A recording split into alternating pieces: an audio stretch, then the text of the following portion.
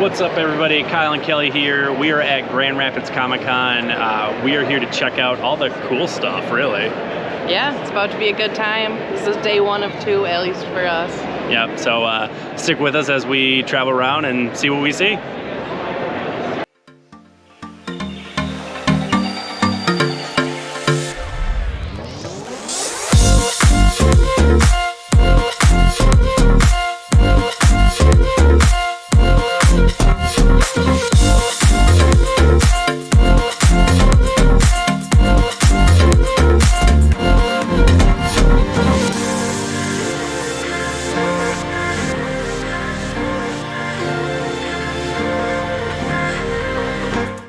Did a once around at the festival here, and we're going to go back and start talking to some of the vendors and checking out some of the merch. Alright, I'm talking to Silas with Silo Draw. Thank you so much for talking with us. Tell us a little bit about your art. Like, where do you pull inspiration from? I pull inspiration from obviously a lot of different anime and cartoons. I grew up watching cartoons all the time, anime, Dragon Ball Z, you know, all sorts of things, Teenage Mutant Ninja Turtles, so I draw all of that and I'm inspired by all that stuff. That's really cool. How long have you been drawing? I've been drawing actually since I was a little kid, like literally 5, 4, as soon as I could grab a pencil, I was literally drawing on everything. That's awesome. That's really cool. Do you do a lot of the Comic Cons and things like that? Yeah, I've been going to shows and shows, you know, trying to make a name out there and stuff awesome. like that. So that's super cool. So any big plans for the future, doing anything like large projects or something really cool you're excited about? I'm working on my own comic series right now. Oh, cool. So, that's awesome. Yeah, it's in the progress and stuff like that, so yeah. That's really cool. So, what is your geek flag? We gotta ask. My geek flag is gonna be Dragon Ball Z. Yes. I've watched everything Dragon Ball Z. I've watched all the movies 1,000 times, and I'm so nerdy I could probably quote a movie or any line from it, and that's like my one go-to thing. Anything Dragon Ball Z, I know about. That's awesome. Thank you so much, Silas, for talking with us. Again, Silo Draw, check him out on all of his social media platforms. There'll be links somewhere around here and down below, so be sure to check him out. Thank you.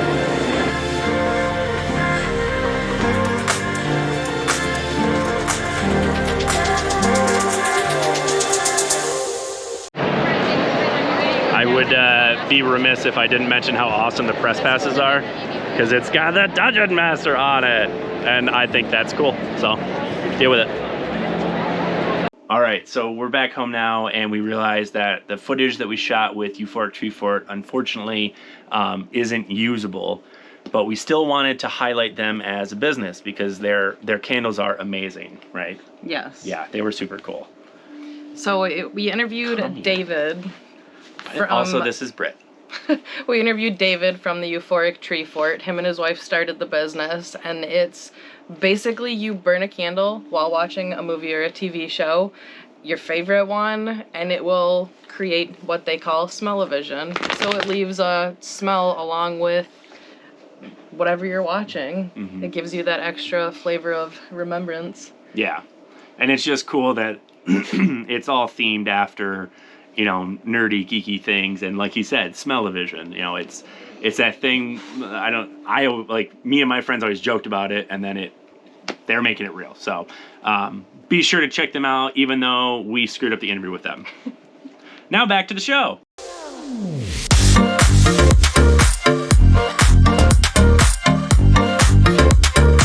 Here with Julie. Hi. Awesome art. So, what made you get into this? Well, where's your inspiration? My inspiration it was a hobby, right? And so here I am working for corporate, paying the bills, and crying every time I have to put that red vest on. And then I'd come home and I'd spend hours, you know, lost in the art. It was a hobby.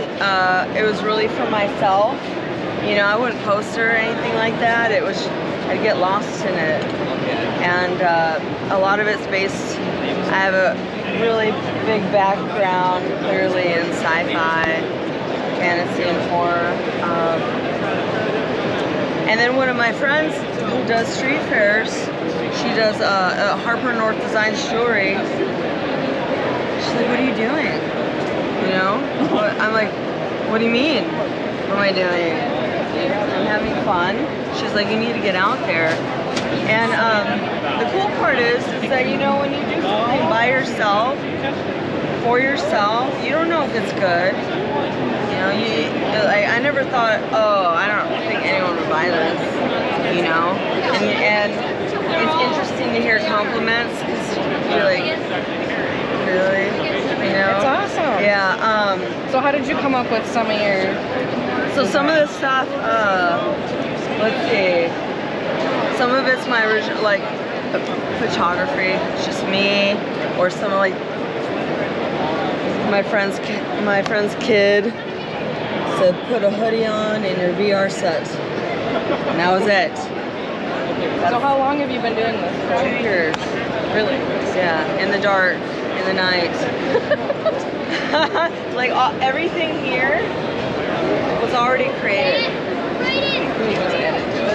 And no, yeah, and I'm just adding to it. So we always ask everyone, what geek flag do you fly?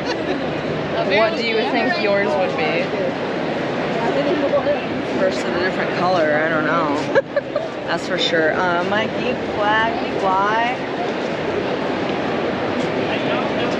Big question mark, because I don't know what I'd ever come up with. I just like start with something like sci-fi nerd, middle school X-Files, like, you know, reliving the 22nd season. I don't know.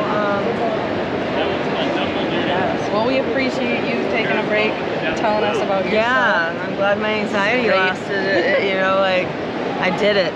I did it.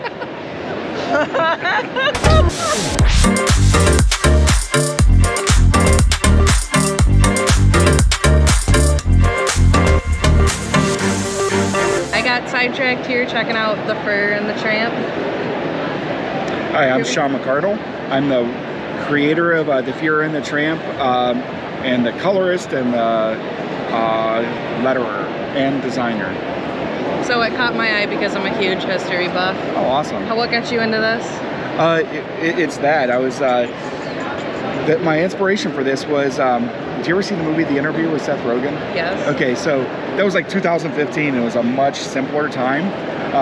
And if you remember, Kim Jong-un wanted to assassinate Seth Rogen because he made that movie, and it just blew my mind. It's like, that's the craziest thing I ever heard, was that a world leader wanted to assassinate Seth Rogen? I kind of look like Seth Rogen, you know? I kind of took offense to that. And I couldn't stop thinking about it for days, and then I realized, thinking, you know, even Adolf Hitler didn't try to assassinate Charlie Chaplin for making The Great Dictator. It's like, wait a minute, that'd be a great story. So how long have you been doing this for? Well, that was 2015, and this came out, and I finished it in 2019 and was nominated for an Eisner.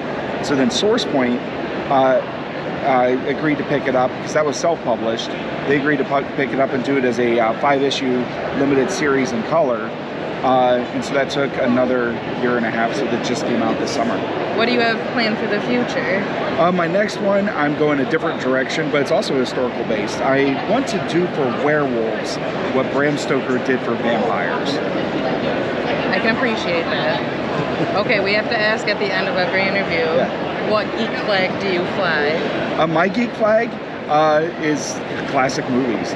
Really, that's my thing. I just really enjoy classic movies. So anytime I'm in a bad mood, I put on Singing in the Rain, and I'm in a good mood. So Awesome. Well, we appreciate you sitting down with us. Look forward to everything you publish going forward. Excited to read these. Thank you so much. So we're about halfway through the day.